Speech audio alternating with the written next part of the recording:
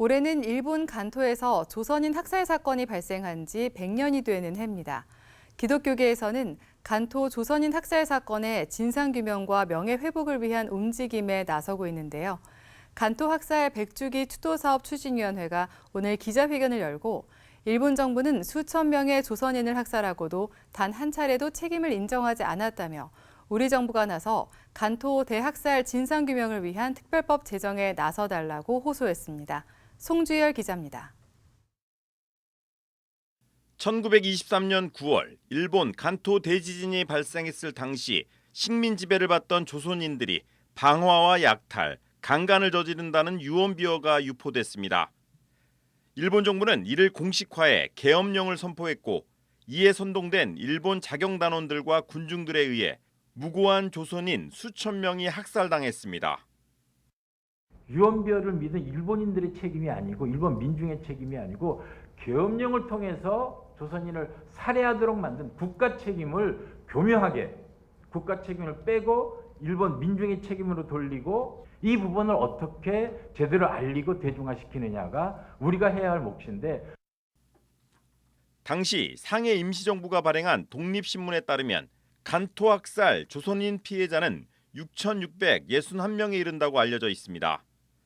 하지만 정확한 피해 규모는 여전히 집계되지 못하고 있습니다. 일본 정부가 간토 학살 사건 100년이 지나도록 국가적 책임을 인정하지 않는 데다 진상규명 의지가 없었기 때문입니다. 간토 학살 80주기인 지난 2003년 일본 변호사연합회가 당시 고이즈미 총리에게 국가는 간토 학살 사건에 대해 책임을 인정하고 피해자와 유족에게 사죄하고 학살의 전모와 진상을 조사, 원인을 분명히 해야 한다는 취지의 권고문을 제출했음에도 일본 정부는 현재까지도 이를 묵살하고 있습니다. 이런 가운데 간토 학살 100주기를 맞은 올해 기독교계를 중심으로 진상규명과 명예회복을 위한 활동이 펼쳐지고 있습니다. 개신교계를 중심으로 결성된 간토 학살 100주기 추도사업 추진위원회는 100주기 기념사업의 하나로 조선인 희생자 실태 조사에 나섰고 407명의 명단을 추가로 발굴했습니다. 앞으로도 아마 이 다나카 마사타카 선생을 통해 가지고 좀 더 그 지역에서 생산된 자료를 갖다 좀 더 확보를 해서 기존에 오늘 발표했던 명단에서 추가해 가지고 계속 좀 확보해 나갈 예정으로 있습니다.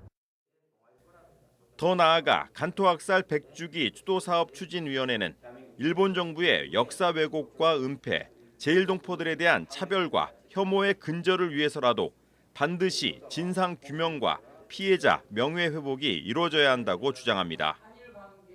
우리 정부가 역사적 책임을 다한다는 생각으로 간토 대학살 진상규명과 피해자 명예회복을 위한 특별법, 즉 1923 특별법을 제정해 줄 것을 간곡히 호소했습니다. 해마다 학살의 증언을 모으고 사료를 발굴해온 연구자와 활동가들이 있기에 한국 정부의 의지만 있다면 만시지탄이지만 일본 정부의 국가 책임을 밝히는 일은 그리 오랜 시간이 소요되지 않을 것이다. 한국의 여야 국회의원들은 간토 대학살 진상규명과 피해자 명예회복을 위한 특별법, 이하 1923 특별법을 반드시 제정함으로써 이제는 한국 정부가 역사적 책임을 다할 수 있도록 해야 할 것이다.